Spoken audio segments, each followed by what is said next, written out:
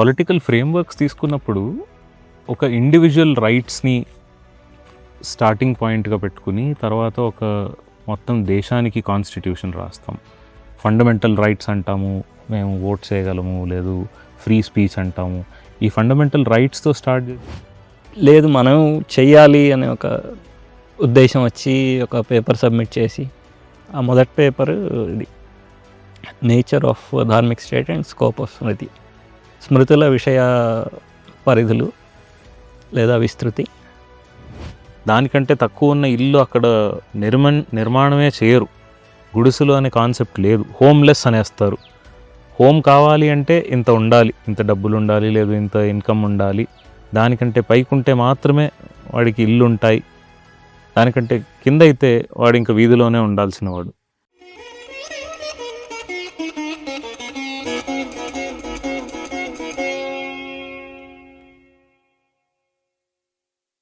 నమస్తే, సంగం టాక్స్ తెలుగు ఛానల్కి వెల్కమ్. ఇది ప్రాయశः మా మొదటోదో రెండో టాక్ అయ్యుండొచ్చు. తెలుగులో కొత్తగా ట్రై చేస్తున్నాము. సో ఏమన్నా తప్పులు ఉంటే ఈ టాక్లో క్షమించండి. ఈరోజుటి మన గెస్ట్ శంకర్ భారద్వాజ్ గారు. శంకర్ భారద్వాజ్ గారు సాఫ్ట్వేర్ ఇంజనీర్గా ఉంటారు. పొద్దున్నే వాళ్ళు చాలా టైం సాఫ్ట్వేర్ ఇంజనీర్గా స్పెండ్ చేస్తున్నప్పుడు సాయంత్రం పూట లేదు ఆయన ఆల్టర్నేటివ్ లైఫ్లో అని ఉంటాము, సివిలైజేషన్ గురించి చాలా రీసెర్చ్ చేస్తుంటారు. ఈ రీసెర్చ్ స్పెసిఫిక్గా ఆయన చేసేది భారతీయ ఇంటలెక్చువల్ ట్రెడిషన్స్ అన్నమాట. దీని ఫోకస్ ఏరియాస్ వచ్చి ఇతిహాసము, క్లాసికల్ ఫ్రేమ్వర్క్స్ అంటే రాజధర్మము, మరి దీని ఇంపాక్ట్ మా సొసైటీ పైన ఎలా ఉంటుంది, లేదు గవర్నెన్స్ చేసినప్పుడు దాన్ని ఎలా బాగా చేయొచ్చు ఇంకా అనే దానిపైన రీసెర్చ్ చేస్తుంటారు. ఈయన రీసెర్చ్ చాలా మంచి అప్రోచ్తో అయి ఉంటుంది. మరి చాలా పేపర్స్ మరి టాక్స్ ఇచ్చింటారు. ఈయన మీరు చూసింటారు, మా ఇంగ్లీష్ ఛానల్లో, హిందీ ఛానల్లో చాలా టాక్స్ ఉన్నాయి శంకర్ గారితో. కానీ తెలుగులో ఫస్ట్ టైం దీన్ని అటెంప్ట్ చేస్తున్నాము. ఈ చిన్న ఇంట్రడక్షన్తో శంకర్ గారు వెల్కమ్ టు సంగం తెలుగు. దీంతో శంకర్ గారు మీ చిన్న ఇంట్రడక్షన్, మీరు ఎలా ఈ టాపిక్స్కి వచ్చారు, మీ ఇనీషియల్ ఇయర్స్ గురించి చెప్పడం అయితే కాస్త ఎక్స్ప్లెయిన్ చేస్తారా? నమస్కారం అండి. తెలుగు చాప్టర్కి మీకు శుభాభినందనలు. Good luck for your thank you. Future. ప్రధానంగా నా ఆసక్తి భారతీయ జ్ఞాన పరంపరల మీద ఉండింది మొదటి నుంచి. నాలెడ్జ్ సిస్టమ్ అంటారు కదా, అంటే ఫార్మల్ నాలెడ్జ్ ఎలా ఉంటుంది, దాని సంప్రదాయాలు ఏమిటి, వీటన్నిటికీ మూలాలు ఒకే మూలం ఉందా లేదా అనేక మూలాలు ఉన్నాయా, వీటిలో విభేదాలు వస్తే లేదా వైవిధ్యం ఉంటే చాలా వైవిధ్యం ఉందనేది కనిపిస్తూ ఉంటుంది. దీని అంతటిని ఎలాగా సమీకరించగలిగారు, సమన్వయం ఎలా సాధించగలిగారు, సమన్వయం లేని చోట్ల వైవిధ్యాన్ని ఎలాగా రక్షించగలిగారు, దీని అంతటికీ ఆధారం అనేది సిస్టమ్ అంటాం కదా, నాలెడ్జ్ సిస్టమ్ అని. అది అధ్యయనం కొంత చేశాను. అది కాకుండా ప్రధానంగా నా ఇంట్రెస్ట్ ఇటువైపు ఒరిజినల్గా లేదు. మొదటి నుంచి కాస్త ఉపాసన, దర్శనములు ఇటువైపే ఉండింది. కానీ జ్ఞాన పరంపర వైపు అధ్యయనం కొంత చేయడం మొదలుపెట్టిన తర్వాత రాజధర్మము ఇటువైపు దృష్టి మళ్ళింది. దానికి 2-3 విచిత్రమైన కారణాల వల్ల జరిగింది. ఒకటేంటంటే మిలియు అంటాం కదా, ఇలాగా పరిణామం మన వ్యవస్థలో కానీ సమాజంలో కానీ కనబడుతున్న మార్పులు, ఇప్పుడున్న సిస్టమ్ ఏదైతే ఉన్నదో భారతీయ రాజ్యాంగ వ్యవస్థ, రాజ్య వ్యవస్థ, దీంతో అసంతృప్తి అనేక దశాబ్దాలుగా చూస్తూనే ఉంటాం. కానీ దీని మీద విమర్శ వచ్చినంత తేలికగా ప్రత్యామ్నాయాలు రావు. ఇది రాజ్య వ్యవస్థ అనే కాదు, విద్యా వ్యవస్థ కావచ్చు, ఏ వ్యవస్థ అయినా సరే వ్యవస్థ మీద విమర్శలు చాలా తరచుగానే కనిపిస్తూ ఉంటాయి. కానీ అసలు మన వ్యవస్థ అంటూ మనం ఎలాగ నిర్మించుకోవాలి అనేది ఆలోచన సామాన్యంగా ఎక్కువ కనిపించదు పబ్లిక్ డిస్కోర్స్‌లో. కాబట్టి అదొక సూత్రం, ఒక థ్రెడ్ లాగా ఉండింది ఆలోచన. కొన్ని సంవత్సరాల తర్వాత దాదాపు 10 ఏళ్ల కిందట ఈ టాపిక్ మీద లేదు మనం చెయ్యాలి అనే ఒక ఉద్దేశం వచ్చి ఒక పేపర్ సబ్మిట్ చేసి, ఆ మొదటి పేపరు ఇది nature of dharmik state and scope of smriti. స్మృతుల విషయ పరిధులు లేదా విస్తృతి, ఒక ధార్మిక రాజ్యం యొక్క స్వభావం, అవి ఎలా ఉంటాయి అనేది అది ఫస్ట్ పేపర్. అది నలందలో ఇవ్వడం జరిగింది. ఆ తర్వాత నుంచి అధ్యయనం చేసే కొద్దీ ఈ విషయంలో పని జరగలేదు అనేదే ఎక్కువ కనిపిస్తుంది. కాబట్టి స్వాభావికంగా ఇటువైపు అవసరం అని పెంచి ఇటువైపు అధ్యయనం చేయడము, సిద్ధాంతీకరించడం, సో దీని మీదే పనిచేయడం జరిగింది గత 10 ఏళ్ళుగా ప్రధానంగా. దీన్ని ఒక ఆర్కిటెక్చర్ ఆఫ్ ఫ్యూచర్ సిస్టమ్స్ అనుకోండి, లేదా థియరైజింగ్ ధార్మిక్ స్టేట్ అనుకోండి, దానికి నామాంతరాలు ఎన్నైనా పెట్టచ్చు. ఫైనల్ గోల్, మన లక్ష్యం కూడా రకరకాలుగా పిలవచ్చు కదా. రామరాజ్యం అంటారు, ధర్మరాజ్యం అంటారు, ఏ పేరుతో అయినా పిలవచ్చు. ఉద్దేశం అయితే అదే. అండ్ అది కొత్తదేం కాదు కదా. కాలానుగుణంగా యుగే లాగా ఎప్పటికప్పుడు అలాంటి ప్రయత్నాలు జరుగుతూనే వచ్చాయి. ఇప్పుడు ఏంటంటే మనకి నాయకులు వచ్చి రాజ్యం ఏర్పాటు చేయడం ఒక్కటే కాకుండా దానికి కావాల్సిన సిద్ధాంతం కూడా ఏర్పడవలసిన పరిస్థితి ఇప్పుడు కలిగింది. ఈనాటి దాకా సైద్ధాంతికంగా ఛాలెంజెస్ రాలేదు. అది ప్రధానమైన డిఫరెన్స్. ప్రతి ఒక కొత్త రీసెర్చ్‌కి ఒక ఆహా మూమెంట్ ఉంటుంది. నేను దీనిపైన రీసెర్చ్ చేయాలి, లేదు నేను దీని గురించి ఆలోచించి దీనిపైన సంశోధన చేయాలి అని అంటది. సార్, మీకు ఇదే టాపిక్ పైన సంశోధన చేయాలి అని ఎప్పుడు ఎందుకు అనిపించింది? అఫ్‌కోర్స్ రీసెర్చ్ చేసేటప్పుడు చాలా టాపిక్స్ ఉంటాయి, కానీ ఇదే టాపిక్ చూస్ చేయడానికి ఏమన్నా స్పెసిఫిక్ రీజన్ ఉందా? ఉంది. ప్రధానంగా విద్యా వ్యవస్థ ఉంది, సామాజిక వ్యవస్థ ఉంది. ఏ విషయంలో అయినా మనకి నవీనమైన ప్రణాళిక కావాలి. ఇప్పుడు ఉన్న వ్యవస్థలు పాత వ్యవస్థల కంటిన్యూయేషన్సే కానీ మనకి కాలానుగుణంగా ఈ సమాజానికి, ఈ దేశానికి నిజంగా అభ్యుదయం అని చెప్పగలగాలి అంటే ఈ వ్యవస్థ ఇలా ఉండాలి అనే రూపకల్పన అన్ని రంగాల్లోని జరగాలి. కానీ అన్ని రంగాల్లో జరగడం అది జరుగుతోంది కూడా, చాలామంది పని చేస్తున్నారు. కానీ వీటన్నిటి సమాహారం ఒకటి చూడాలి అనేది నాకు అనిపించింది. ద మ్యాక్రో అంటే ఎందులో అయితే రాజ్యము, సమాజము, విద్య, న్యాయము అన్నీ ఉంటాయో, వాట్ ఈస్ దట్ మ్యాక్రో? ఆ సమాహారం ఎలా కనిపిస్తుంది పైనుంచి చూస్తే? ఇది నాకు ప్రధానమైన ఆసక్తి కలిగిన అంశం. ఎందుకంటే భారతీయత అనగానే చాలామంది ఇట్స్ ఎ హోలిస్టిక్ వ్యూ అంటారు. మరి ఆ హోలిస్టిక్ లేనప్పుడు ఈ వ్యవస్థలన్నీ ఎలాగా, ఏ హోలిస్టిక్లో ఈ వ్యవస్థలన్నీ అంతర్భాగంగా మనకు కనిపిస్తాయి? కాబట్టి ఆ హోలిస్టిక్ చూడాలి, దాని స్వభావాన్ని విశ్లేషించగలగాలి, లేదా ఎక్స్ప్లెయిన్ చేయగలగాలి అన్నది, వివరించగలగాలి అన్నది అనిపించింది. అక్కడి నుంచి అందుకే చూస్తే ప్రధానంగా నా పేపర్లు కానీ అవి రాజ్యం కేంద్రితంగా ఉండవు.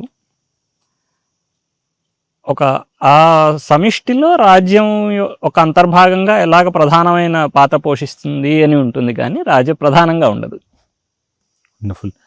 అంటే ఇప్పుడు ఒక ధార్మికమైన రాజ్యానికి లేదు రాజ్యాంగానికి మరి వెస్ట్రన్ కాన్స్టిట్యూషనల్ స్టేట్ అని అంటారు, దీనికి మీ రీసెర్చ్లో దీని రెండిటికి వ్యత్యాసం ఏమిటి? వ్యత్యాసం ఈ సమాహారాల్లో ఉందండి. The holistics are different. కాబట్టి అందులో అంతర్భాగంగా అసలు రాజ్యం ఏం పాత్ర పోషించాలి అనేదే చాలా వ్యత్యాసం ఉంది. అంటే మనకి పైకి చాలా సిమిలారిటీస్ కనిపిస్తాయి. రాజ్యం అన్న తర్వాత నేరాలు లేకుండా చేయాలి, న్యాయబద్ధంగా పన్నులు సేకరించాలి, ఇలాంటివన్నీ పైకి బాగానే సిమిలర్గానే కనిపిస్తాయి. కానీ అసలు రాజు ఎందుకు ఉండాలి, రాజ్య వ్యవస్థ ఎందుకు ఉండాలి, అది ఏ పాత్ర పోషించాలి సమాజం కోసం అనే నిర్వచనంలోనే చాలా వ్యత్యాసం వస్తుంది. ఉదాహరణకి వెల్ఫేర్ స్టేట్ అంటారు. వెల్ఫేరిజం అనేది రాజ్యానికి ఉండాలా? వెల్ఫేర్ మెజర్స్ ఉన్నంత మాత్రాన అది వెల్ఫేర్ స్టేట్ అయిపోదు. ఇలాగ పైకి ఒకేలా కనిపించిన ఈ మూలభూతంగా ఉన్న వ్యత్యాసాలు ఏమిటేమిటి, ఇవి చూడాలి అంటే అసలు ముందు రాజ్యం యొక్క ఉద్దేశము, పర్పస్ ఏమిటి, ఇది కొంచెం అర్థం కావాలంటే దీనికి వెనక్కి వెళ్ళాల్సి వస్తుంది. మనం అసలు జ్ఞాన పరంపర ఎలాగుంది అనేది తెలిస్తే, ఇప్పుడు శాస్త్రాలు ఎలాగ ఉన్నాయి, వాటి వ్యవస్థ ఎలా ఉంది. ఉదాహరణకి ఇప్పుడు రాజ్యాంగం తీసుకుంటే, రాజ్యాంగంలో డాక్ట్రిన్ అంటారు. Doctrine is the beginning. అంటే మనకి ప్రియాంబుల్ ఉంది, దాంట్లో కొన్ని లక్ష్యాలు చెప్పబడ్డాయి. తర్వాత ప్రిన్సిపల్స్ అన్నారు, ఈక్వాలిటీ అన్నారు, రైట్స్ అన్నారు, సౌభ్రాతృత్వం అన్నారు. ఇవన్నీ ప్రధానోద్దేశాలు. ఈ ప్రధానోద్దేశాలకు మీరి ఏ రాజ్యాంగం తయారు కాదు. కాబట్టి ఈ ప్రధానోద్దేశాలు కనుక మనం ముందస్తుగా అనుకోకపోతే, ఒక అగ్రిమెంట్కి రాగలేకపోతే కనుక, అప్పుడు ఈ రాజ్యాంగం అనేదే సాధ్యపడదు. అంటే రేపు పొద్దుట ఇవి మారాలి అంటే ఇలా మారుతూ వచ్చింది. ఏ రాజ్యాంగం శాశ్వతం కాదు కదా. ఇప్పుడు వచ్చిన రాజ్యాంగాలు 200-300 ఏళ్ళకి మించే ఎక్కడ ఏది లేదు. కాలానుగుణంగా మారుతూ ఉంటాయి, కొత్త రాజ్యాంగాలు వస్తూ ఉంటాయి, కొత్త వ్యవస్థలే వస్తున్నాయి. ఎందుకు? ఈ మూల సిద్ధాంతం ఎప్పుడైతే మారుతుందో అప్పుడు వ్యవస్థ మొత్తాన్ని మనం ఓవర్త్రో అంటారు కదా, రెవల్యూషన్తో కానీ అన్యథా కానీ ఈ వ్యవస్థను నిర్మూలించి ఇంకొక వ్యవస్థతోటి పునఃస్థాపించడం జరుగుతుంది. దానివల్ల ఏంటంటే these are all temporal and temporary అనేది ఒక స్థిరపడిపోయింది. ఇది పాశ్చాత్యుల దృష్టిలో. మన దృష్టిలో అలా లేదు. ఎప్పుడు కూడా వ్యవస్థలు తాత్కాలికము అని తెలిసి కూడా ఈ వ్యవస్థలన్నిటికీ మూలభూతమైన కొన్ని సనాతనమైన సిద్ధాంతములు ఉన్నవి అనేది మన విశ్వాసం. ఎందుకు అంటే సృష్టియే సనాతనం. సృష్టిలో మానవ మనుగడ కూడా ఒక పరిణామంగా వచ్చింది. దానికి కొన్ని ఉద్దేశాలు ఉన్నాయి. ఈ ఉద్దేశాలు ఏమిటి అంటే పురుషార్థాలు, ఇవేవి మారవు అనేది ధర్మం ఉంది.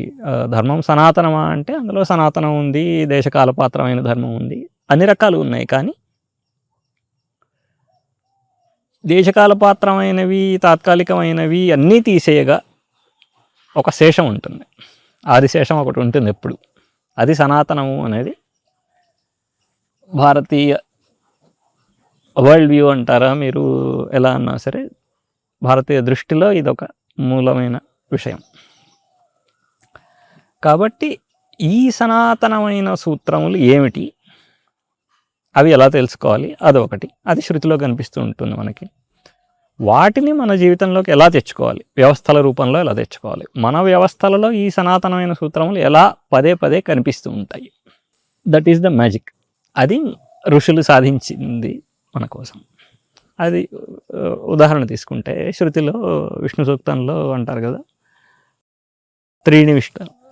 త్రీణి పదా విచక్రమే విష్ణుర్గోపాదాభ్య తతో ధర్మాన్ని ధారయన్. అంటే గోప అంటే రక్షించేవాడు, పాలించేవాడు. 3 పదాలలో 3 లోకాలని వ్యాపించినవాడు, అన్ని లోకాల్లో ధర్మాన్ని స్థాపించినవాడు, దాన్ని రక్షించేవాడు. ధర్మము అనగా ఏదైతే ఒక ఇల్లు ఉంది, ఇల్లు నడవడానికి కావలసిన మూలభూతమైన పద్ధతులు ఏవేవి ఉన్నాయో అదే ధర్మం అంటే. అది వైశ్వికంగా తీసుకుంటే అది మన టైం స్పాన్స్లో అది మారడం ఎప్పుడు చూడం. కోట్ల సంవత్సరాల్లో కూడా అది మారదు. కాబట్టి అది సనాతనం అనేస్తాం. అది విరాట్. అది స్వరాట్లో కనిపిస్తుంది, సమ్రాట్లో కూడా కనిపిస్తుంది. అనగా మన సమాజాల అధిపతుల్లో కూడా కనిపిస్తుంది. ఎలా కనిపిస్తుంది? విష్ణుర్గోపాదాభ్య తతో ధర్మాన్ని ధారయన. ధర్మాన్ని రక్షిస్తాడు, లోకాన్ని పాలిస్తాడు. ఇప్పుడు సమ్రాట్ యొక్క లక్ష్యం అదే కదా. రాజు పాలకుడు, అలాగే ధర్మధ్వజ రక్షకుడు. అంటే రాజు యొక్క కర్తవ్యాలు మనకి ఎలా తెలుస్తున్నాయి? ఇది రాజు కర్తవ్యం అని, రాజధర్మం అనే నిర్వచనం మనకి ఎక్కడి నుంచి వస్తుంది అంటే సనాతనమైన శృతి నుంచి వస్తుంది. శృతిలో అలా ఉంది కాబట్టి దాన్ని చూసి మనం నేర్చుకుంటాం. అంటే మనం నేర్చుకునేదంతా అంతే, ప్రకృతి నుంచి లేదా వైశ్వికమైన న్యాయాల నుండి నేర్చుకుని మన వ్యవస్థలు మనం ఏర్పాటు చేసుకోవడమే సనాతన ధర్మం అంటే. వాటితో నిమిత్తం లేకుండా మనకు కావాల్సినవి మనం చేసుకుంటే అవి ఎప్పుడు తాత్కాలికంగానే ఉంటాయి. అది ప్రధానమైన వ్యత్యాసం. మేము పొలిటికల్ ఫ్రేమ్వర్క్స్ తీసుకున్నప్పుడు ఒక ఇండివిజువల్ రైట్స్ని స్టార్టింగ్ పాయింట్గా పెట్టుకుని తర్వాత ఒక మొత్తం దేశానికి కాన్స్టిట్యూషన్ రాస్తాం. ఫండమెంటల్ రైట్స్ అంటాము, మేము ఓట్ చేయగలము, లేదు ఫ్రీ స్పీచ్ అంటాము. ఈ ఫండమెంటల్ రైట్స్తో స్టార్ట్ చేసి తర్వాత దీంతో మొత్తం కాన్స్టిట్యూషన్ని డిజైన్ చేసుకుంటాం వెస్ట్రన్ మెథడాలజీస్ వాడినప్పుడు. కానీ ఒక ధార్మిక్ స్టేట్ అని లేదు ఒక ధార్మిక్ ఫ్రేమ్వర్క్ అని తెచ్చినప్పుడు ఇదే వాడొచ్చా, లేదు దానికి వేరే ఇంకో లెన్స్ వాడాల్సి ఉంటుందా? సో వేరే లెన్స్ తప్పకుండా అవసరము. కారణాలు చాలా ఉన్నాయి. ఉదాహరణలు తీసుకుంటే స్పష్టమవుతుంది. ఒకటి, చాలామందిలో ఉన్న అపోహ రైట్స్ ఫ్రేమ్వర్క్ వల్ల ప్రజలకు ఎక్కువ స్వాతంత్రం వస్తుంది అని. కానీ నిజానికి ధార్మికమైన రాజ్యంలో ఉన్న స్వాతంత్రంతో చూస్తే రైట్స్ ఫ్రేమ్వర్క్ వల్ల వచ్చే స్వాతంత్రం చాలా తక్కువ. ఇప్పుడు రామరాజ్యంలో చెప్తారు కదా, మీకు కుక్క కూడా వచ్చి వ్యాజ్యం చేస్తుంది, సభలో వాదిస్తుంది. పశుపక్ష్యాదులకి అందరికీ కూడా అన్నిటికీ కూడా వాటికి న్యాయం జరగడం to their own satisfaction. Law justice should be seen as served, not just served. ఆ ప్రిన్సిపల్స్ ప్రజలకి వాళ్ళ తృప్తి మేరకు న్యాయం జరగడము, లేదా ఇలా ఎలా చూసినా సరే స్వేచ్ఛ స్వాతంత్రం అనేది ధార్మికమైన రాజ్యంలో సహజంగా చాలా ఎక్కువ ఉంటుంది. ఇది అర్థమైతే మనకి చాలా మటుకు భయాలు తొలగిపోతాయి. కానీ వాటిని రక్షించడం ఎలా? ఇందులో ఒక ప్రధానమైన ఆర్కిటెక్చరల్ మ్యాటర్ ఏంటంటే, డెమోక్రసీ రక్షించడం కోసం ప్రజాభిప్రాయాన్ని ఆదరించి దాని ప్రకారం రాజ్యం నడవాలి అంటే that is what democratic principle is. దానికోసం ఎన్నికల ద్వారా మీరు చేస్తారా, ఎలా చేస్తారు, ఇవన్నీ matters of implementation, how you do it. కానీ డెమోక్రటిక్ ఐడియల్ అనేది మనకు ఉంది. ఇక హక్కులకు వస్తే అసలు హక్కులు అనేవి ఎందుకు వచ్చాయి అనేది మనకు తెలియాలి. రాజ్యం ఎప్పుడైతే విస్తరిస్తుందో, రాజు యొక్క శక్తి అనంతం. రాజ్య వ్యవస్థతో మీరు ఎవరినైనా ఏమైనా చేయొచ్చు. అలా చేయడానికి వీలు లేకుండా రాజ్యం యొక్క శక్తి పరిధులను తగ్గించే విధానము rights. The rights is the only way to confine the otherwise infinite powers of the state. కానీ అసలు మీ రాజ్య నిర్మాణమే ఫైనైట్ అయినప్పుడు, పరిమితం అయినప్పుడు ఈ సమస్య రాదు మీకు. రాజ్య వ్యవస్థ ధార్మికంగా ఆర్కిటెక్ట్ అయినప్పుడే it is a finite state with limited powers. It is not a state with infinite powers. Today మీకు ఇండివిజువల్ రైట్స్ ఎక్కడైతే వచ్చాయో ప్రతివాడి హక్కులు రక్షించడం కోసము అని చెప్పి రాజ్యం యొక్క పరిమితులు పెరుగుతున్నాయి. That is the paradox. ఎప్పుడైతే వ్యక్తి యొక్క రక్షణ చేయాల్సి వస్తుందో, ప్రతి వ్యక్తి యొక్క రక్షణ చేయాల్సి వస్తుందో, సమాజం పెరిగే కొద్దీ రాజ్యం యొక్క విస్తృతి పెరుగుతుంది. అప్పుడు ప్రతి వ్యక్తితో కంపేర్ చేస్తే రాజ్యం యొక్క శక్తి ఎక్కువ పెరుగుతుంది ప్రపోర్షనేట్గా. Every individual is increasingly disempowered compare to the state. ఇది చాలామంది గమనించరు. నా బతుకు నేను బతకగలుగుతున్నాను అనే ఒక చాలా పరిమితమైన స్వేచ్ఛ యొక్క నిర్వచనంలో మనుషులు బాగానే ఉంటారు.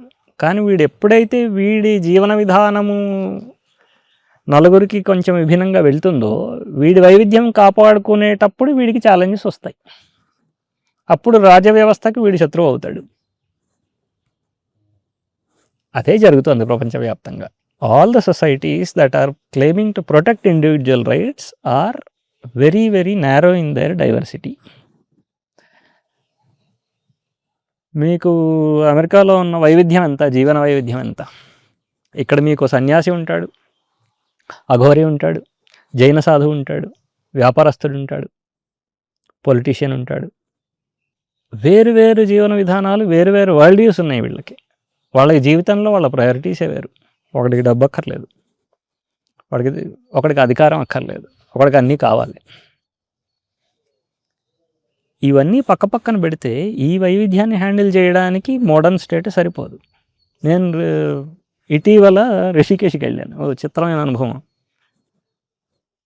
అక్కడ నాకు ఆతిథ్యం ఇచ్చారు. ఒక సన్యాసాశ్రమంలో ఒక 2-3 రోజులు ఉన్నాం. మేము ఉండవలసి వచ్చింది. సన్యాసి గృహస్థుకి ఆతిథ్యం ఇస్తున్నాడు. ఇప్పుడు ఆ సన్యాసి తనకు వచ్చిన డబ్బుల గురించి లెక్క చెప్పాలి ప్రభుత్వానికి. అంటే సన్యాసం ఆచరించడానికి వీలు లేకుండా ఆధునిక వ్యవస్థ చేసి పెట్టింది. ఎందుకు అంటే అసలు నివృత్తి మార్గం కానీ, నాన్ మెటీరియల్ లైఫ్ కానీ దీని పరికల్పనకి అతీతమైనది. There is no non material spiritual that the modern state comprehends at all. So the entire section of the society that is interested in that is disempowered and disabled. మరి వాళ్ళ హక్కులు ఏం కావాలి? So ఇలాగా చూస్తే మనకు చాలా కార్నర్ కేసెస్ వస్తాయి. ఇప్పుడు సన్యాసులు పోనీ 1 కోటి మందే ఉన్నారు అనుకున్నాం. 1 కోటి అంటే తక్కువేం కాదు. 140 కోట్లలో 1% కావచ్చు. కానీ చిన్న సముదాయం కాదు. చిన్న అయినా సరే, అది ఒక్కడే అయినా సరే వాడి హక్కులు సర్వ్ కానట్టే. ఇవన్నీ పరిగణనలోకి తీసుకుని చేసిన నిర్మాణమే సరైన వ్యవస్థా నిర్మాణం. So that is the limitation of the concept of rights. ఈ మధ్యనే ఒక ఆర్టికల్ చదువుతుంటే దాంట్లో రాసింది, ఇండియాలో అంటే మన భారతదేశంలో చిన్న చిన్న ఇండ్లు, చిన్న గుడిసెల నుంచి పెద్ద పెద్ద మహల్ వరకు అన్నిట్లోనూ జనాలు ఉన్నారు. అదే అమెరికాలో కంపేర్ చేస్తే ఒక బేస్ లైన్ సెట్ అయిపోయింది. దానికంటే తక్కువ ఉంటే వాడికి ఇల్లు దొరకదు. దానికంటే తక్కువ ఉన్న ఇల్లు అక్కడ నిర్మాణమే చేయరు. గుడిసెలు అనే కాన్సెప్ట్ లేదు. హోమ్లెస్ అనేస్తారు. హోమ్ కావాలి అంటే ఇంత ఉండాలి, ఇంత డబ్బులు ఉండాలి, లేదు ఇంత ఇన్కమ్ ఉండాలి. దానికంటే పైకి ఉంటే మాత్రమే వాడికి ఇల్లు ఉంటాయి. దానికంటే కింద అయితే వాడు ఇంకా వీధిలోనే ఉండాల్సిన వాడు. ఇది 2 సమస్యల సమాహారం ఇది. ఒకటి సివిలైజేషనల్ వ్యూ, 2 జడ్జిమెంట్. అంటే వాడు ఊరు బయట ఉన్నాడు, వాడు నివృత్తి మార్గంలో ఉన్నాడు, వాడికి ఒక మెటీరియల్ ఆస్పిరేషన్ లేదు అంటే వాడు he's out of bounds for you. అంటే మనుషులు ఎలాగ ఆలోచించాలి, వాళ్ళకి ఏమేమి ఆస్పిరేషన్స్ ఉండాలి అనేది మీరు నిర్ణయిస్తున్నారు. You are being judgmental about what people should desire for themselves. You have no business to do that. State has no business to do that. ఇది ఒక సమస్య. రెండోది దీని నుంచి వచ్చేది your design of urban space. యూఎస్లో ఓకే, చిన్న ఇల్లు పెద్ద ఇల్లు వదిలితే 80+% of population is urban, is living in urban regions. Whereas మనకి గ్రామమే కాదు, వనంలో ఉంటారు. వనంలో ఉన్నంత మాత్రాన వాడు అబారిజిన్ కాదు. వనంలో ఉండేవాడు సన్యాసి కూడా కావచ్చు, వనప్రస్థి కూడా కావచ్చు, ఎవడైనా కావచ్చు. ఈ అండర్స్టాండింగ్ ఉంటే there is a civilisational continuity. వన, గ్రామ, నగర, పట్టణ, మహానగర. ఎటువైపు ఎలా ఉన్నా సరే ప్రజలు పురుషార్థాలు సిద్ధింపజేసుకోవడం కోసం అనేక ఆశ్రమాల్లో అనేక వర్ణాల్లో ఎలా కావలిస్తే అలా ఉంటారు. వీటన్నిటికీ కావలసిన ఏర్పాట్లు చెయ్యడం రాజ్యం యొక్క బాధ్యత అనేది that is to be the doctrine of the state. అది వస్తే ఈ సమస్యలన్నీ పోతాయి. State can't judge how you should be. Moral boundaries are okay, moral boundaries everybody understands. ఇంకోటి మీరు హత్య చేయకూడదు, బాగానే ఉంది. ఎక్స్ప్లాయిటేషన్ అనేది ఆపరేషన్ అనేది మీరు డిసైడ్ ఎట్లా చేస్తారు? దానికి పారామీటర్స్ ఉన్నాయి కదా. ఒకళ్ళ వల్ల ఇంకొకళ్ళు మీరు వాళ్ళ హక్కులు వాళ్ళ స్వేచ్ఛని మీరు నాశనం చేయకూడదు. People should have their freedom to choice of their lifestyle, profession, everything. These are basic definitions. వీటికి మించి రాజ్యం నిర్ణయాలు చేయడం అనేది తప్పు. ఇప్పుడు మన కాన్స్టిట్యూషన్లో ఇంప్లిమెంటేషన్ ఆఫ్ పవర్ అంటే ఇప్పుడు ఇండియాలో అయితే 3 sides టు గవర్నెన్స్ కదా. ఒకటి you have the constitution which is interpreted, which is modified and which is protected. ఇది 3 మనకున్న 3 pillars ఇండియన్ స్టేట్కి. ఇది legislative, executive judiciary and judiciary. So judiciary protects, executive is making sure that things run properly, implemented properly, and finally if there is any change needed in it, then comes the political structure, the legislative structure. Yes. కానీ ఇదే మనము ధార్మిక్ స్టేట్లో చూస్తే ఈ constraints of power లేదు, ఈ pillars ఏంటి, ఎవరు కంట్రోల్ చేస్తారు, ఏ పార్ట్కి ఎవరు ఓనర్షిప్ తీసుకుంటారు, దాని స్ట్రక్చర్ లేదు, డిజైన్ ఎలా ఉంటుంది? ఇది నిజానికి కొంచెం పెద్ద ప్రశ్న. బట్ స్థూలంగా చూస్తే ఆధునిక రాజ్య వ్యవస్థలో లేదా స్పెసిఫికల్లీ ఈ కాన్స్టిట్యూషనల్ డెమోక్రసీస్లో legislative, judiciary, executive separation, subordination of military, ఇవన్నీ జరగడానికి వెనకాల ఏముంది అని చూస్తే రజోగుణం నుంచి వచ్చే ఫంక్షన్స్ పట్ల పాశ్చాత్యులకి చాలా గౌరవం ఉంది, వాటి పట్ల భయం కూడా ఉంది. రజోగుణం యొక్క పాజిటివ్ అవుట్కమ్ ఏంటి? మీకు ఒక శక్తివంతమైన రాజ్యం. దాని నెగిటివ్ అవుట్కమ్ ఏంటి? దౌర్జన్యము, టిరనీ, అప్రెషన్. సో ఇది జరగకూడదు, అది జరగాలి అంటే powers have to be confined. రజోగుణానితో అసోసియేట్ అయిన ఫంక్షన్స్, స్టేట్ ఫంక్షన్స్ పార్టిషన్ చేసి కంట్రోల్ చేయాలి. అంటే ఎగ్జిక్యూటివ్ని, మిలిటరీని సబార్డినేట్ చేశారు లెజిస్లేటివ్, జ్యుడిషియరీకి ఒక రకంగా చూసుకుంటే. ఎందుకు అంటే రజోగుణం అంటే వీళ్ళకి ఆ దృష్టి. బట్ మీరు త్రిగుణాలు సవ్యంగా అర్థం చేసుకుంటే ఇలా వ్యవస్థీకరించే అవసరం రాదు. ఎందుకు అంటే రజోగుణం ఎప్పుడు సత్వగుణం కంట్రోల్ చేయగలదు అనే మీకు బేసిక్ అండర్స్టాండింగ్ ఉంటే సత్వగుణం ఉత్పన్నం ఎలా అవుతుంది, సమాజంలో ఎలా వ్యవస్థీకరించబడుతుంది అని మీకు తెలుస్తుంది. జ్ఞానము, అనుష్ఠానము, శీలము, సాఫ్ట్ ఫంక్షన్స్, వాటి నుంచి క్రియేటివిటీ వస్తుంది. ఇది అర్థమైతే you will also know that it is superior to rajoguna. But the west could not create systematization of sattvaguna. కాబట్టి ఈ సబార్డినేషన్ చేయవలసి వచ్చింది. మన రాజవ్యవస్థలో లెజిస్లేటివ్ అనే ఒక సపరేట్ బాడీ లేదు. న్యాయశాస్త్రాలు రావడానికి నీతి కానీ, ధర్మశాస్త్ర దీనికోసం కానీ, పీనల్ కోడ్స్, వీటిని అన్నిటినీ కోడిఫై చేయడానికి ఉన్నాయి. There are bodies. But essentially head of the states owns the decision of all the judiciary. He owns the decisions of all the limbs of the state. ఎందుకు అంటే వీటన్నిటిని కామన్గా ఒక ఇచ్ఛాశక్తి, కలెక్టివ్ విల్ అనేది రాజులో వెస్ట్ అయి ఉంటుంది. He takes the responsibility for the decisions to be right are wrong. అంటే బ్యాలెన్స్ ఆఫ్ పవర్ స్టేట్కి ఇంటర్నల్గా జరగదు. As a common head of the state he is taking the accountability for all the correctness of all the things that the state does. ఎందుకు అంటే త్రిగుణాల ఫంక్షన్స్ని కరెక్ట్గా balance అయి ఉంటాయి రాజ్య వ్యవస్థలో.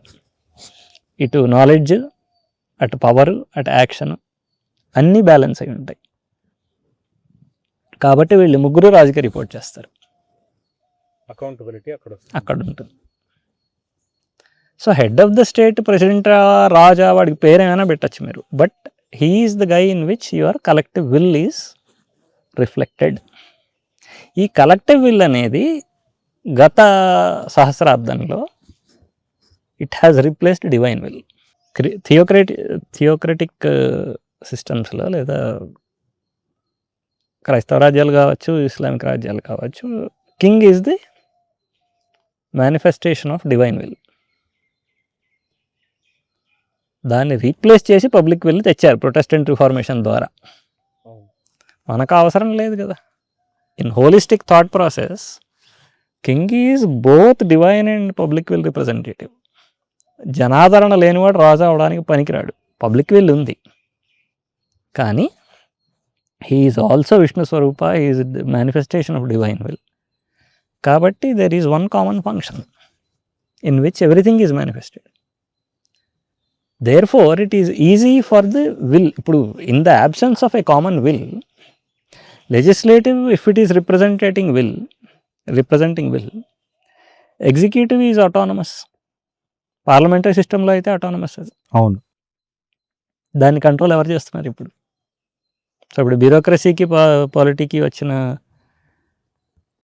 ఒపీనియన్ డిఫరెన్స్లో దేశం నష్టపోతుంది. అవును. అండ్ వాళ్ళ ఉద్యోగాలు పర్మనెంట్ కాబట్టి వాళ్ళు ఎవరికి వినే అవసరం లేదు. లేదా వాళ్ళు కరప్ట్ అయ్యి పొలిటికల్ విల్కి వంగుతారు. అంతే తప్ప ఎగ్జిక్యూటివ్ యొక్క ఐడియల్ రెస్పాన్సిబిలిటీ ఇది. దీని final as a head of executive the head of the state will own up this accountability అనేది చెప్పడానికి అంత సౌలభ్యం లేదు ఇప్పుడు. అంటే balance of power also brings artificial partitioning of powers. అంటే ఇది కొంచెం లోతుగా వివరిస్తే కానీ అర్థం కాదు, కానీ broadly this is the problem that we today have. And dilution of accountability because each finger pointing to the other. Balance of power అన్నప్పుడు each limb is invested in its own power కదా, they are not invested in collective correctness. That is the fall out of what we have. అలాగే తమో గుణం అంటే ఒక నిర్లిప్తత, ఒక contempt అంటారు కదా, నిస్సాకారం ఉంది. లేదా తమోగుణం లేకపోతే అలాగే జరగదు. తమోగుణం లేకపోతే you cannot organise your active force in a certain way. సత్వగుణం ఎలాగో అర్థమే కాలేదు. అర్థమైతే కానీ దాన్ని సిస్టమటైజ్ చేయలేరు. మన దగ్గర ఆశ్రమాలే ఏర్పడ్డాయి దానికోసం. సత్వగుణాన్ని సిస్టమటైజ్ చేయడం కోసం ఒక వర్ణము, ఒక ఆశ్రమం వచ్చింది కదా. అది లేకపోతే ఇది సాధ్యం కాదు. పాశ్చాత్య రాజ్యాల్లో ఇంత విస్తృతంగా రజోగుణం కనిపించినప్పటికీ సత్వగుణం కనిపించదు మీకు. వాళ్ళు మీ దగ్గరికి రాకుండా రైట్స్ అనేవి ప్రొటెక్ట్ చేస్తాయి. కానీ ఇద్దరు సాత్వికులు కూర్చుని సవ్యంగా ఒక వ్యవస్థని ఎవాల్వ్ చేసుకోవడం అనేది ఇప్పటిదాకా పాశ్చాత్య దేశాల్లో సాధ్యపడలేదు. అంటే ఇప్పుడు మనమున్న రాజ్యాంగంలో, భారతీయ రాజ్యాంగంలో మన కాన్స్టిట్యూషన్ లేదు, ఇండియన్ కాన్స్టిట్యూషన్ బుక్ని ఇది పరిమితులు లేదా లిమిట్స్ అని చెప్తాము, ఏం చేయొచ్చు ఏం చేయకూడదు అనడానికి. కానీ ధార్మికమైన వ్యవస్థలో లేదా ధార్మికమైన వ్యవస్థలో దీని పరిమితులు ఏంటి? అక్కడ కాన్స్టిట్యూషన్ ఉందా లేదా దానికి ఇంకొక ప్యారలల్ యూనిట్ ఉంటుందా? అది శాస్త్రాల ఆర్కిటెక్చర్ అండి. ఆర్కిటెక్చర్ ఆఫ్ ది టెక్స్ట్స్ అంటాం కదా. ఇప్పుడు మీకు సాఫ్ట్వేర్ తెలుసు కాబట్టి ఒక ఉదాహరణ చెప్పాలి అంటే, SCSI 2 నుంచి SCSI 3కి వచ్చినప్పుడు ఏమైంది? ఒక డాక్యుమెంట్ కాస్త it became an architecture of documents, inter related documents that give you a complete picture. అలాగా ఒక కాన్స్టిట్యూషన్ అనేది మనకి మన పర్పసెస్కి సరిపడదు. ఎందుకు అంటే ఫస్ట్ ఆఫ్ ఆల్ ఈ డాక్ట్రిన్ అనేది అయితే అన్నారు, ఈ డాక్ట్రిన్ అనేదే సనాతనం కాదు కాబట్టి that cannot be the starting point. దీన్ని కొంచెం విశ్లేషించాలి అంటే చతుస్థాయి దృష్టి అని చెప్పచ్చు, or the 4 level view. 4 level view అంటే ఇది మన కొత్త సృష్టి ఏం కాదు, శాస్త్రంలో ఉన్నదే. దాన్ని ఈ పర్పస్కి మనం అప్లై చేసినట్టు కదా, అన్వయించినట్టుగా. పురుష సూక్తంలో ఉంది కదా, అది పాదోస్య విశ్వాభూతాన్ని త్రిపాదస్య అమృతం దేవి. అంటే 4వ భాగం మాత్రమే మనకి కనిపిస్తున్న విశ్వం సృష్టి. 3 పురుషులు 3 భాగాలు కనిపించవు, అవి అమృతం, దే ఆర్ ఎటర్నల్. ఈ 4 ఏమిటి అనేది అదే సూక్తంలో ఇంకో మంత్రం ఉంది, ఇది ధాతాపురస్తాద్యముదాజహార. ఇంద్రుడు వెళ్ళి ప్రజాపతి దగ్గర నేర్చుకుంటాడు ఈ 4 ఏమిటి అని. దాని ద్వారా తన అమృతత్వం, తన మోక్షం సాధించుకుంటాడు. ఈ 4టి స్వభావం ఏమిటి అనేది మాండుక్యంలో కనిపిస్తుంది, స్థూల సూక్ష్మ కారణ తురీయంలో. ఇవి విశ్వం ఇలా ఉంది, ఈ 4 భాగాల్లో ఉంది. అలాగే జీవి కూడా 4 భాగాల్లో ఉంటుంది. మనకు కూడా స్థూల సూక్ష్మ కారణ తురీయ అవస్థలు ఉన్నాయి, సిస్టమ్స్ కూడా ఉంటాయి. ప్రతి వ్యవస్థకి ఈ 4 స్థాయిలు ఉంటాయి. డాక్టర్ అనే నుంచి మొదలు పెడితే మనకు 3 స్థాయిలే కనిపిస్తుంది, కానీ కింద నుంచి వెళ్తే వ్యవస్థ, దాని హౌ ఇట్ ఈస్ వర్కింగ్ అనేది మనకు ఎలా కనిపిస్తుందో అది 4వ భాగం పైకి కనిపించేది. ఈ వ్యవస్థ యొక్క ఆర్కిటెక్చర్ లేదా నిర్మాణం, దాని నియమాలు, దాని పద్ధతులు, ఎలాగైతే ఈ వ్యవస్థ నడుస్తోంది, మనల్ని నడిపిస్తోంది, అది సూక్ష్మం. దాని ఫలితం మనకి స్థూలంగా బయటికి కనిపిస్తోంది. అంటే రాజ్య నియమాలు ఎలా ఉన్నాయి, అధికారులు ఎలా పనిచేస్తున్నారు, దాన్ని బట్టి ప్రజలు ఎలాగ వ్యవహరిస్తున్నారు. ఈ సూక్ష్మం నుంచి ఈ స్థూలం ఫలితంగా కనిపిస్తోంది. కానీ ఈ సూక్ష్మం దేనికోసం పనిచేస్తుంది? కొన్ని నియమాల కోసం పనిచేస్తుంది, లేదా కొన్ని లక్ష్యాల కోసం పనిచేస్తుంది. The principles of the doctrine. కానీ ఈ డాక్ట్రిన్ ఎక్కడి నుంచి వచ్చింది? ఇప్పటికి మనం ఇది మంచి నియమాలు అనుకుంటే, మంచి సిద్ధాంతాలు అనుకుంటే సరిపోయిందా? దీనికి మూలభూతం ఒక దర్శనం, వరల్డ్ వ్యూ అంటారు. ఆ వరల్డ్ వ్యూ నుంచి ఒక డాక్ట్రిన్ వస్తుంది. అంటే మన ఆర్కిటెక్చర్ ఆఫ్ టెక్స్ట్స్లో చూసుకుంటే, నాలెడ్జ్ ఆర్కిటెక్చర్లో ఏదైతే శృతిలో ఎటర్నల్గా చెప్పబడిందో దాన్ని మానవ సమాజానికి అన్వయించి తయారు చేసిన ఎటర్నల్ నాలెడ్జ్ ధర్మశాస్త్రం యొక్క సనాతనమైన కాంపోనెంట్. అందులోంచి ధర్మశాస్త్రం ఒక రాజధర్మాన్ని డిరైవ్ చేస్తుంది, ఉత్పత్తి చేస్తుంది, చేసి ప్రామాణికంగా చేస్తుంది. దాన్ని మీరు రిఫ్యూట్ చేయొచ్చు, సైద్ధాంతికంగా ప్రామాణికంగా దాన్ని మీరు డిబేట్ చేయొచ్చు, మార్చుకోవచ్చు. అందుకే ధర్మశాస్త్రం అనేది పర్మనెంట్ కాదు, సనాతనం కాదు. ఒక స్కీమ్లో అది శాశ్వతం, అది మారుతూ ఉంటుంది. అనేక ధర్మశాస్త్రాలు వచ్చాయి కదా, శృతి అనేది అలా అనేకలు ఉండవు. శృతి ఎంతైనా అనంతమైనా సరే ఒకటే శృతి. సో ధర్మశాస్త్రం, it is deriving your rajadharma are the doctrine from the world view. So it can evolve over time and with time. It does. But it is largely permanent because that permanent has been eternal, has been contextualized for a human society. So దాంట్లో ఉన్న సనాతనమైనది ఎప్పుడు మారదు. అందులో ఉన్న దేశకాల పాత్ర, యుగ పాత్రమైన యుగానుసారం ఉన్నది మారుతూ ఉంటుంది. అంటే మీరు చెప్పే దాంట్లో ఈ రాజధర్మాన్ని ఈ రోజుటికి, అంటే ఇంత పెద్ద దేశానికి, లేదు ఈ వ్యవస్థలో, ఇంత బ్యూరోక్రసీ వచ్చిన వ్యవస్థలో, లేదు ఇంత ఇవాల్వ్ అయిన టెక్నాలజీ ఉన్న వ్యవస్థలో అన్వయించవచ్చా? సనాతనం మీద మారుతూ అంటే అదే అర్థం. ఇప్పుడు దేశకాల పాత్రంగా చాలా మనకి అన్వయం కాకపోవచ్చు. ఇప్పుడు దుర్గం ఉంది, దుర్గం గురించి మీకు అంత సెంట్రాలిటీ లేదు. దుర్గాన్ని రక్షించడం ఎంత అవసరం అంటే, దుర్గం అంటే ఒక అబ్స్ట్రాక్ట్ డెఫినేషన్ ఇచ్చి చేసినా కానీ it is not as important as understanding the complexity of the modern state. ఇందులో టెక్నో బ్యూరోక్రసీ ఉంటుంది, తర్వాత మీకు సైబర్ వచ్చేసింది, తర్వాత ఎయిర్ ఫోర్స్ వచ్చింది. There are many things that are that were not there earlier. సో కాలానుగుణంగా ఈ భౌతికంగా ఈ స్వరూపం, రాజ్యం యొక్క స్వరూపము, సైన్యం యొక్క స్వరూపము, రక్షణ యొక్క స్వరూపము అన్నీ మారుతాయి. అందుకనే యుగానుసారంగా దేశకాల పాత్రంగా మనం ఇవన్నీ నిర్మించుకోవాలి. I'm saying we have to build our architecture. కానీ ఇప్పుడు రాజు పాలకుడు, యథా రాజా తథా ప్రజ. రాజు ప్రజారక్షణ చెయ్యాలి, నేరం తక్కువ ఉండాలి, అమాయకులు నిర్భయంగా ఉండగలగాలి, నేరస్తులు రాజంటే భయపడాలి. ఇవి మారవు. కాబట్టి ఇది వీటిలో ఈ ఆర్కిటెక్చర్ అంటే ఇదే కదా, ఆ లేయరింగ్ ఉంటుంది. అందులో ఏది మారుతుంది ఏది మారదు అనే విచక్షణ ఉండడమే శాస్త్రం తెలియడం అంటే. గుడ్వేటిగా ఇదంతా ఒకటే శాస్త్రం, ఇది మారదు అంటే శాస్త్రం తెలుసుకున్నట్టే కాదు.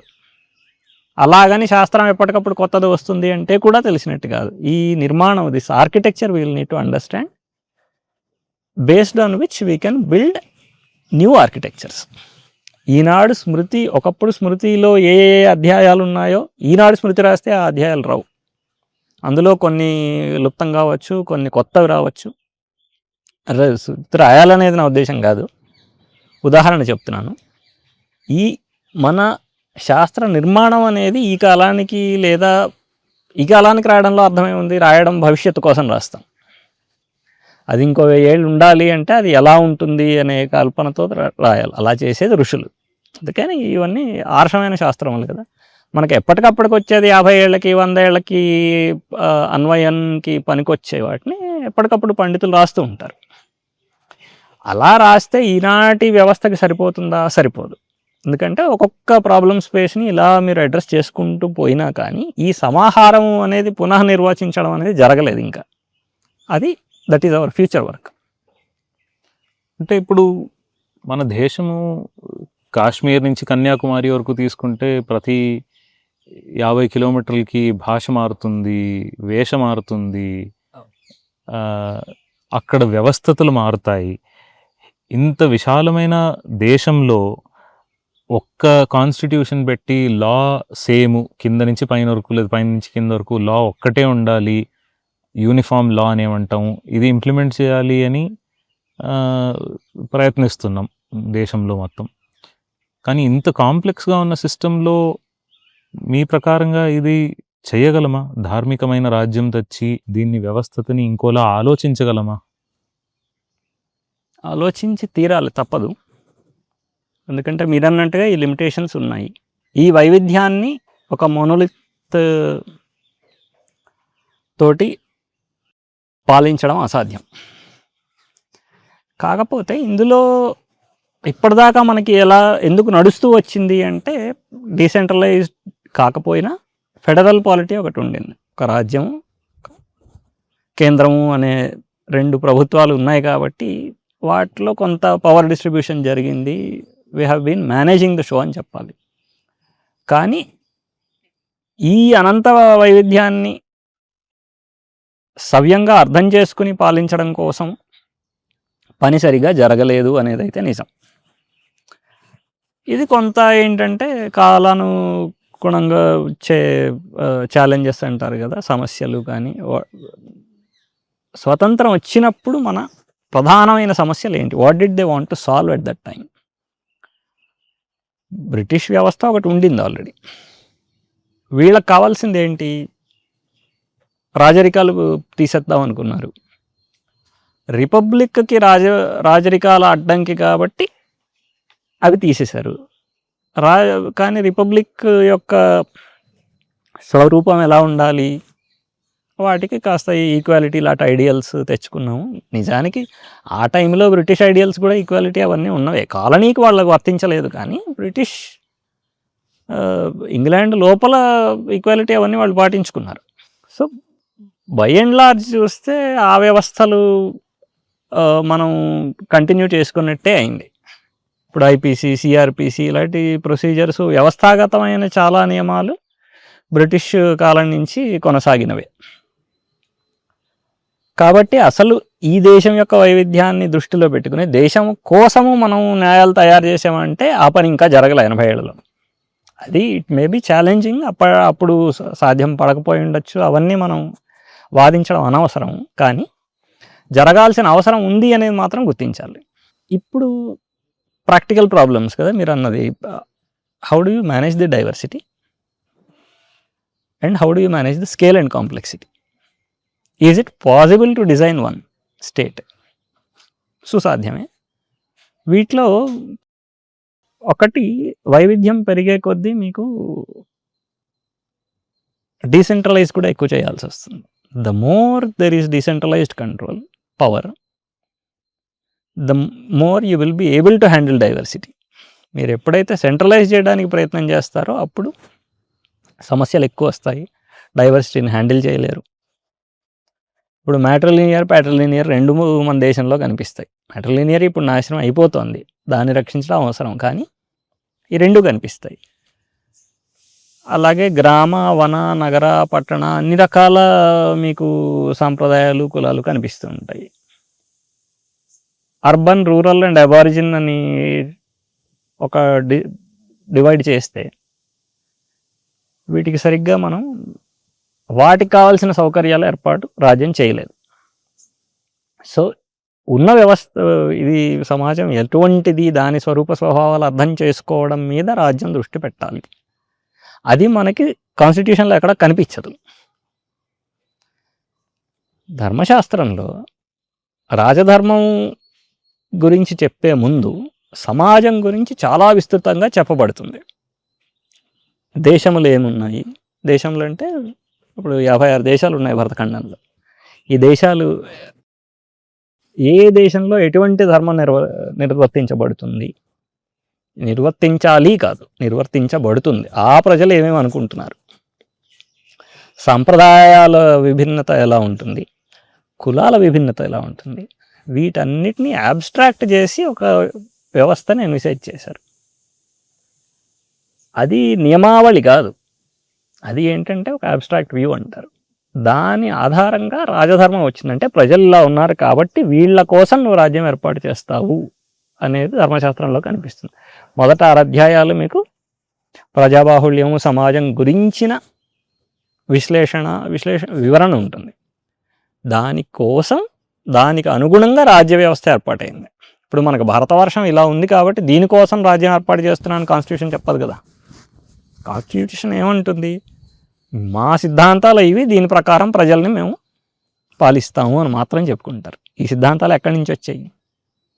అంటే మీరు చెప్తున్నది top down approach versus bottom up approach. Bottom up కాదు, there is a reference point. What is the purpose for which you are creating a state? Where is the legitimacy of the state to say these are your ideals? మీకు ఈ ఆదర్శాలు ఎక్కడి నుంచి వచ్చాయి? ప్రజలకు అది ఆదర్శం అయితే మీకు ఆదర్శం కావాలి. ప్రజానుగుణమైన డెమోక్రటిక్ గవర్నమెంట్ అని డాంబికాలు పలుక్కుంటే అది నిజం అయిపోదు కదా. ఓట్లు వేసినంత మాత్రాన మన అనుగుణంగా ప్రభుత్వం నడుస్తున్నట్టు కాదు. ప్రభుత్వం యొక్క ఆర్కిటెక్చర్, మనం జీవితం గురించి ఏమనుకుంటున్నాము అంటే వైవిధ్యము, పురుషార్థములు మనకు కొన్ని ఉన్నాయి. ఇవి ఏమిటి? చాలా మటుకు ఏమవుతుందంటే మనం వీటి గురించి మాట్లాడినప్పుడు వీటి ఆదర్శాల గురించి కానీ వేటి గురించి కానీ ఒకటి సమగ్రమైన అవగాహన ఉండదు. 2 దాన్ని చాలా చులకనగా, చౌకగా, ఓహో నువ్వు సమానత అంటే నీకు పడదు, నీకు పాత ఆచారాలు నువ్వు పట్టుకుని వెళ్ళాడుతావు, ఇలాంటి ఒక చాలా నేలబారు డిస్కోర్స్లోకి వచ్చేస్తుంది అది. అప్పుడు ఇంకా సవ్యమైన చర్చ కానీ నాలెడ్జ్ జనరేషన్ అనేది సాధ్యపడదు. నాలెడ్జ్ జనరేషన్ సాధ్యపడాలి అంటే డిస్కోర్స్ని సవ్యమైన స్థాయిలో నిర్వహించగలగాలి, ప్రామాణికంగా నిర్వహించగలగాలి. వరల్డ్ వ్యూని ఎలాగ మనం అర్థం చేసుకుంటాము, ఆ వరల్డ్ వ్యూ నుంచి డాక్ట్రిన్ ఎలా డిరైవ్ చేస్తాము, ఈ డాక్ట్రిన్ మనకి రాగల 20,000 ఏళ్ళకి ఎలాగ అన్వయిస్తుంది, ఇప్పుడున్న డాక్ట్రిన్కి ఇది ఎంత వైరుధ్యంతో ఉంది, ఈ డాక్ట్రిన్ ఫుల్ఫిల్ చేయాలంటే ఇప్పుడున్న వ్యవస్థలు సరిపోతాయా, సరిపోవా? These are all objective questions. అంటే ఇప్పుడు మేము ఒక ఫ్రేమ్వర్క్ డిజైన్ చేసాము అనుకున్న ప్రతి 5 ఏళ్ళకి 10 ఏళ్ళకి సొసైటీ ఇవాల్వ్ అవుతుంది, వాళ్ళ ఆబ్జెక్టివ్స్ ఇవాల్వ్ అవుతాయి, మారుతాయి. చాలామంది. అప్పుడు సొసైటీ మారినప్పుడు మన కాన్స్టిట్యూషన్ని లేదు మన వే ఆఫ్ గవర్నెన్స్ని మార్చుకునేదానికి అవసరం వస్తుందా? వస్తే దాన్ని ఒక ధర్మరాజ్యంలో లేదా ధార్మికమైన రాజ్యంలో దాన్ని ఎలా హ్యాండిల్ చేయగలం? ఇప్పుడైతే కాన్స్టిట్యూషన్ మార్చాలి అంటే కాన్స్టిట్యూయెంట్ అసెంబ్లీ చేసిన కాన్స్టిట్యూషన్ని ఇప్పుడు డిబేట్ చేస్తారు. డిబేట్ చేసిన తర్వాత దానికి ఓట్స్ అవుతాయి. అప్పుడు కాన్స్టిట్యూషన్ మారుతుంది, కొన్ని అమెండ్మెంట్స్ వస్తాయి. కానీ ధార్మికమైన రాజ్యంలో అది ఎలా సాధ్యమవుతుంది? ఇప్పుడు ఉన్న సమస్య అది. ఒక రకంగా చూస్తే ఒకసారి సోషలిస్ట్ అన్నారు, ఇప్పుడు సోషలిస్ట్ కాదు, సోషలిస్ట్ అనేది అంత గొప్ప ఆదర్శం కానే కాదు, మనం సోషలిస్ట్ ఉండకూడదు అనుకుంటున్నారు. ఇది మారినప్పుడు అది ప్రియంబుల్లో పెట్టే అవసరం ఏముంది అసలు? అదేదో వ్యావహారికమైన విషయము అని కింద వదిలేయచ్చు. ఇప్పుడు దాన్ని తీసుకెళ్ళి ఆ ప్రియంబుల్లో పెడితే ఏమవుతుంది? దాని అనుగుణంగా మిగతా పరికల్పన అంతా మార్చాల్సి వస్తుంది.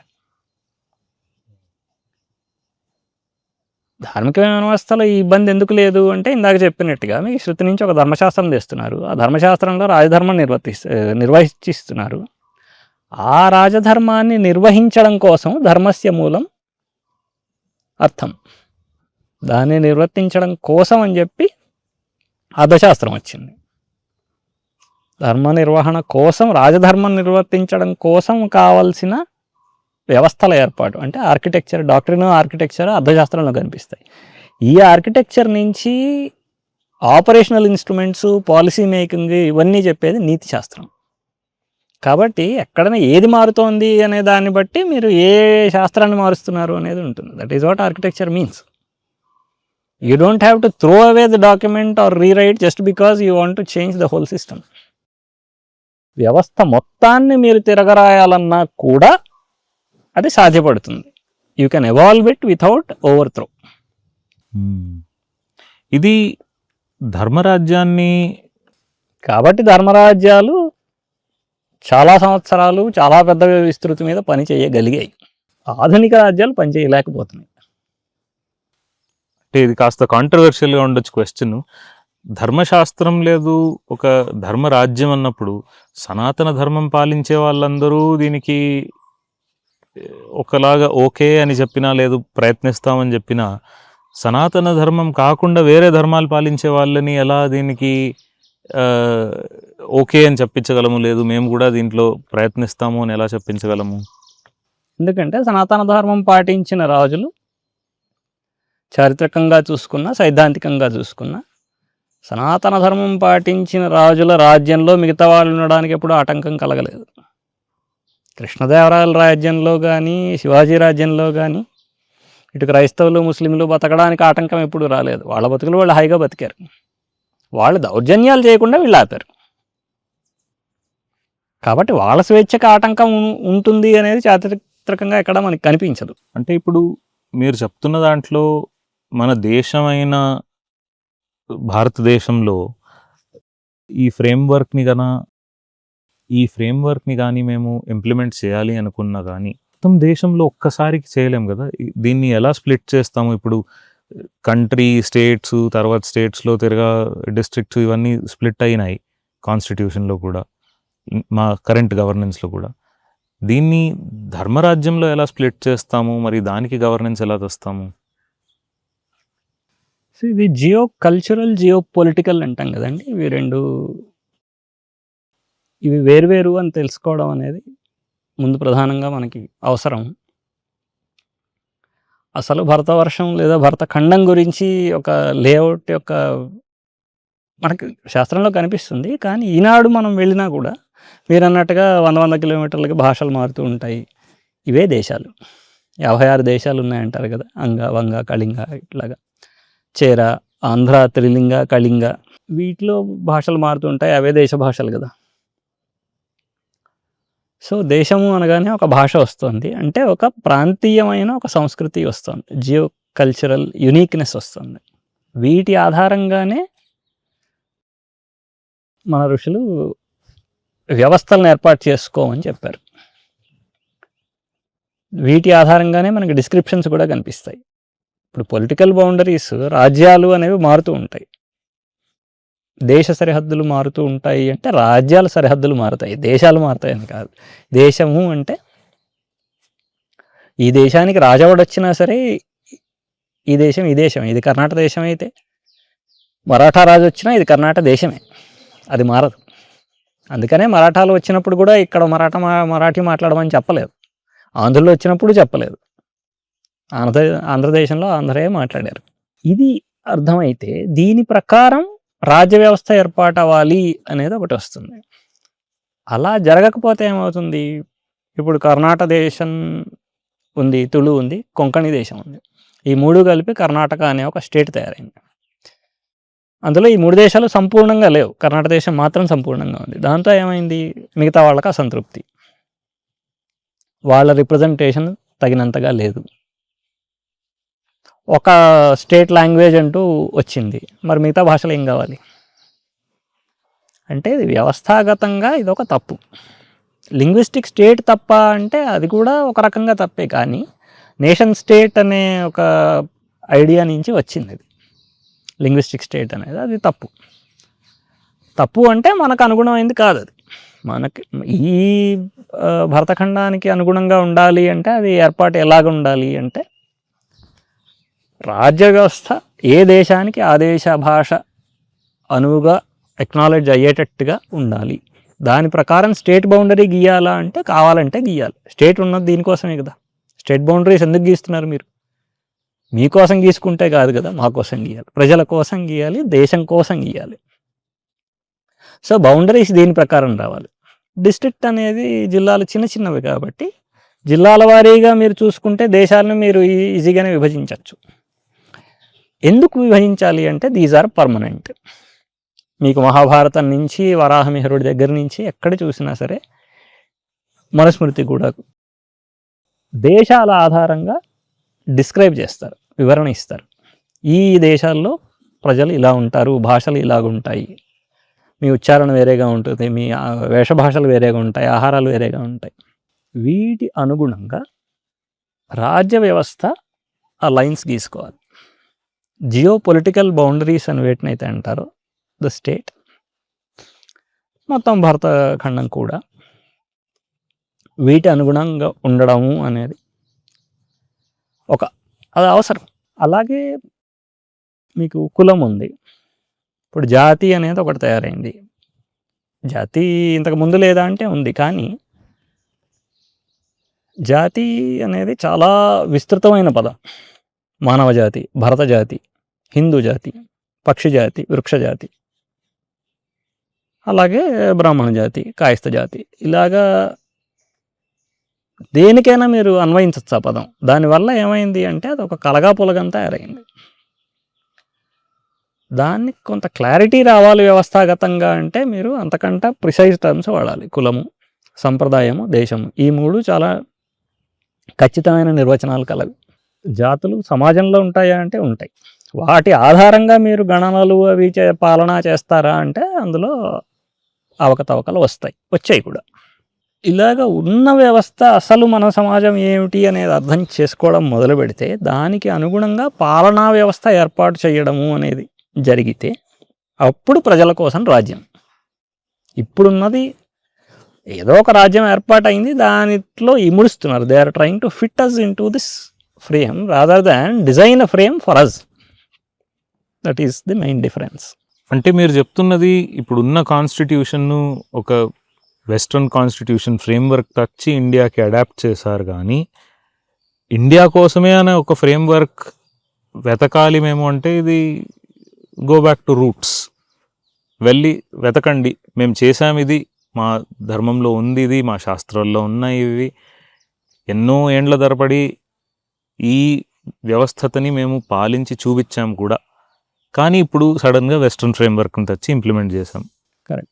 అంటే it is a solvable problem, ఇది పరిష్కరించదగ్గ సమస్య. కానీ ఈ సమస్యను సరిగ్గా నిర్వచించకపోవడం వల్ల ఇప్పుడు వచ్చిన సమాధానం సరిగ్గా లేదు. కాబట్టి పునర్నిర్వచనం చేయాలి. అలా అని go back to roots, yes, there is no meaning or point in trying to revive old structures. We have to architect new structures for the new complexities. Enlightenment ideal వచ్చిన తర్వాత పాశ్చాత్య రాజ్యాలు ఎలాగ మారాయో, వృద్ధి చెందాయో, వాటికి that ideal has helped them. గత 200-300 ఏళ్ళ వాళ్ళ వృద్ధి చూస్తే కనిపిస్తుంది. మనం ఒక 1000 ఏళ్ళు ముందర చూస్తే మనం ఎక్కడ ఉండాలి అనేది మనకు ఒక పరికల్పన ఉండాలి. దాని ప్రకారం ఇప్పుడు వ్యవస్థల్ని ఆర్కిటెక్ట్ చేసుకోవాలి, నిర్మించుకోవాలి. వాటికి కావాల్సిన మూల సిద్ధాంతాలు ఏమిటి అనేది మనం శాస్త్రపరంగా చర్చించుకొని ఒక ఆర్కిటెక్చర్ ఎవాల్వ్ చేసుకోవాలి. దాని ప్రకారం రాజ్య నిర్మాణం జరగాలి. అండ్ అందులో ఎక్కడ మౌఢ్యానికి కానీ అజ్ఞానానికి కానీ తావులేదు. ప్రతి సమస్యని నిర్వచించుకోవాలి, పరిష్కరించుకోవాలి. సమానత ఉండాలా, ఉండకూడదా, ఇది ఒక లేమ్యాన్ క్వశ్చన్. అసలు సమానత అంటే ఏమిటి, మన ఐడియల్ ఏమిటి, ఐడియల్ ఎలా ఉంటే మనకి న్యాయంగా ఏమైనా ఏర్పాటు జరుగుతుంది. అంటే ఉదాహరణకి భారత శాస్త్రాల్లో సమానత లేదా, రాజ్యంలో సమానత లేదా? ధర్మరాజు సమవర్తి కదా, సమంగా ధర్మం నిర్వర్తిస్తాడు కాబట్టే సమవర్తి. అంటే ధర్మధ్వజ రక్షకుడు సమవర్తి కానివాడు పనికిరాడు. అలా అని అందరిని ఒకేలా చూస్తాడా? Equal treatment is different. ఉదాహరణకి ఇప్పుడు 1000 కోట్ల స్కామ్ చేసిన రాజకీయ నాయకుడు ఉన్నాడు, 2-3 వేలు దొంగతనం చేసిన లోవర్ క్లాస్ ప్రభుత్వ ఉద్యోగి ఉన్నాడు. ఇద్దరికి 7 ఏళ్లే శిక్ష వేస్తే ఒకటి జీవితం నాశనం అయిపోయింది. ఒకడు ఆ శిక్షనే లబ్ధి కోసం వాడుకుని రాజకీయంగా పెరుగుతాడు కూడా. సో మీరు what is the impact you have given to both of them with the same punishment? అంటే ఈ శిక్ష యొక్క ఉద్దేశం ఏంటి, ఎందుకు వేస్తున్నారు, ఎవరికి వేస్తున్నారు, ఆ మనిషి యొక్క స్వభావము, శీలము, వాడి అధికారము, వీటన్నిటినీ ఆలోచించి వేసే శిక్షయే న్యాయమైన శిక్ష. ఎక్కడ సమానత ఉండాలి అంటే వాడి అధికారానికి ప్రపోర్షనేట్గా వాడిలో మార్పు రావడానికి తగ్గట్టుగా శిక్ష ఉంటే, వీడికి అదే శిక్ష ఉంటే, వీడికి వేరే శిక్ష ఉంటే, వీడికి తగ్గట్టు శిక్ష ఉంటే, అవి ఇంపోజ్ చేయడంలో సేమ్ స్ట్రిక్ట్నెస్ మీరు చూపించగలగాలి. ఒకడికి బెయిల్ ఇచ్చేసి ఒకడిని లోపలేస్తే అది అసమానత. ఇద్దరినీ సమానంగానే శిక్షిస్తాము అంటే అర్థం ఇది. ఇద్దరికీ 7 ఏళ్ళు వేస్తామని కాదు, ఇద్దరికీ ఒకే రకమైన నష్టం రాదు దానివల్ల, ఇద్దరిలో ఒకే రకమైన మార్పు కూడా రాదు. ఇద్దరికీ అదే శిక్ష వేయడం వల్ల సమాజంలో ఒకే రకమైన భయం కూడా కలగదు, భయము మారిపోతుంది. ఉద్దేశం ఏంటి శిక్షకి? మార్పు తేవడం. నేరాన్ని నిరోధించాలి, సత్ప్రవర్తన పట్ల ఇంట్రెస్ట్ పెంచాలి. అవును, ఈ ఉద్దేశాలు మీకు వెన్ యూ డోంట్ మీట్, అప్పుడు ఈ శిక్షల్లో సమానత ఉంది అనే ఆ మాటలో అర్థమే ఉంది? అసలు సమానత లేదు, ఎలాగూ సమానత లేదు. కాబట్టి అసలు సమానత అంటే ఏమిటో అర్థం చేసుకోవాలి. దాని ప్రకారం సరైన విశ్లేషణలు, సిద్ధాంతాలు రావాలి. దాని ప్రకారం సరైన వ్యవస్థలు నిర్మాణం చేసుకోవాలి. This is all knowledge generation అంటారు దీన్ని. అంటే ఇది ఒక పెద్ద ట్రాన్స్ఫర్మేషన్ అనే చెప్పాలి. ఎందుకంటే ఇలాంటి వ్యవస్థల్ని తీసి ఒక వెస్ట్రన్ కాన్స్టిట్యూషనల్ వ్యవస్థని తెచ్చింది బ్రిటిషులు. దీన్ని మళ్ళీ మేము ఇలాంటి కాన్స్టిట్యూషన్కి లేదా ఇలాంటి వ్యవస్థకి తీసుకుని వెళ్ళాలంటే ఇది ఇంకొక పెద్ద ట్రాన్స్ఫర్మేషన్ జర్నీ. ఈ ట్రాన్స్ఫర్మేషన్ జర్నీ చేయాలి అంటే మేము ఎక్కడి నుంచి ప్రారంభించాలి?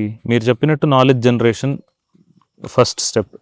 నాలెడ్జ్ జనరేషన్ తర్వాత ఏ ఇన్స్టిట్యూషన్తో ప్రారంభించాలి, ఎక్కడి నుంచి, దీనికి పాత్వే ఏంటి, గైడ్ లైన్ ఏమిటి?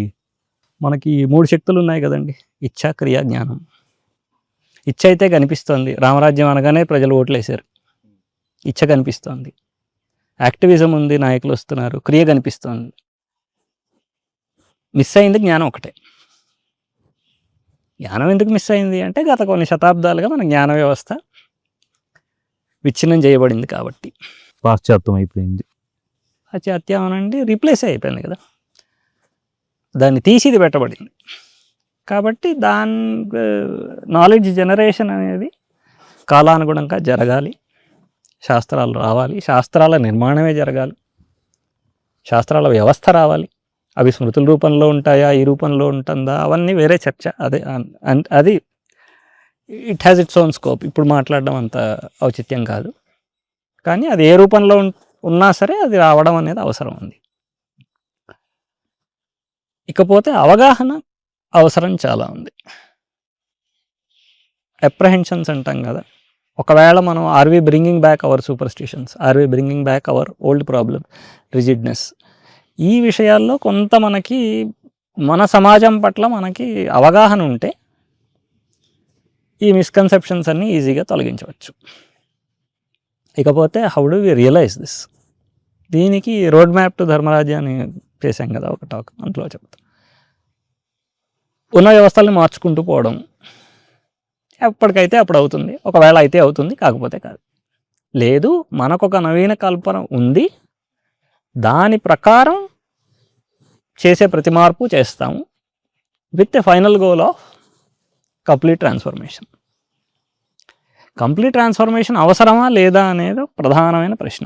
ఇప్పుడు ఎన్లైటన్మెంట్ ఐడియల్తో చూస్తే భారతీయ ఆధ్యాత్మిక విలువలు, వాటి నుండి తీసుకొచ్చిన రాజధర్మం, ఇది సుపీరియరా ఇన్ఫీరియరా? ఇది మెయిన్ క్వశ్చన్. దీన్ని కనుక మనం విశ్లేషించగలిగితే సమాధానాలు సులభం అవుతాయి. అది ఆబ్జెక్టివ్గా చేయవలసి వస్తుంది. ఇప్పుడు రాజు పాలకుడు, యథారాజ తథా ప్రజ, ఇవన్నీ పర్మనెంటా కాదా? 2004 నుంచి 14 దాకా కాంగ్రెస్ గవర్నమెంట్ ఉండింది. 14 తర్వాత బీజేపీ గవర్నమెంట్ వచ్చింది. రాగానే ప్రజల మూడ్లో మార్పు వచ్చింది, ఒక పాజిటివిటీ వచ్చింది, అభివృద్ధి అంటున్నారు, రకరకాలు మాట్లాడుతున్నారు. అది అందులో న్యాచురల్లీ కొంత ఎగ్జాజరేషన్ అవన్నీ ఉన్నా కానీ general mood of the country has changed. ఎందుకు? ప్రజలు వాళ్లే కదా. సో ప్రజల్లో లేదు. యథా రాజా తథా ప్రజ. రాజు మారితే ప్రజల మూడ్లో మార్పు వస్తుంది. ప్రజలకి తమ పని చేస్తే తమ దేశం కోసం చేస్తున్నాము, దానివల్ల లాభం ఉంటుంది అనే ఒక సెన్స్ వచ్చింది. కాబట్టి ఈనాడు మీకు 1,500,000 స్టార్టప్స్ వచ్చాయి. అది రావాలి అంటే రాజ్య వ్యవస్థ it has to create that confidence. కాబట్టి రాజ్య వ్యవస్థని రీఆర్కిటెక్ట్ చేయడంలో సొల్యూషన్ ఉంది అనేది మనకి కన్విన్స్ చేయగలగాలి. ఎవిడెన్స్ ఉంది. ఈ జ్ఞానోత్పత్తిలో ఒక చిన్న పని అని అనుకోవచ్చు, లేదా పెద్ద పని అని అనుకోవచ్చు. సంగం టాక్స్లో ఇలాంటి చాలా విషయాల్ని డిస్కస్ చేస్తుంటాం. మరి అందరికీ దీన్ని యూట్యూబ్లో ఈజీగా బ్రౌజ్ చేయడానికి, చూడడానికి అవైలబిలిటీ కోసం మేము పనిచేస్తుంటాం. దీంట్లో ఒక చిన్న రిక్వెస్ట్, యూట్యూబ్ వ్యూవర్స్కి సంగం టాక్స్ ఛానల్స్ని సబ్స్క్రైబ్ చేసుకోండి. ఇలాంటి చాలా టాక్స్ వస్తుంటాయి. మీరు ఎంత వాచ్ చేస్తే మాకు అంత ప్రోత్సాహం ఉంటుంది, అంత మాకు ఇంకా మంచి టాక్స్ చేయాలి అనే ఆశ కూడా ఉంటుంది. శంకర్ గారు, ఇది చాలా పెద్ద టాపిక్. దీంట్లో చిన్న ప్రయత్నం, తెలుగులో ఫస్ట్ టైం చేస్తున్నాము. మరి ఒక తోట మధ్యన కూర్చొని చేస్తున్నాము. ఇది రెండో ఎక్స్పెరిమెంట్ అయింది ఇక్కడ. మీకు చాలా థ్యాంక్ యూ, మీకు టైం ఇచ్చారు ఇందుకోసం. ఇంకా చాలా టాక్స్ చేయాలి అనే ఆశ ఉంది. మళ్ళీ మిమ్మల్ని పిలుస్తాం. Thank you.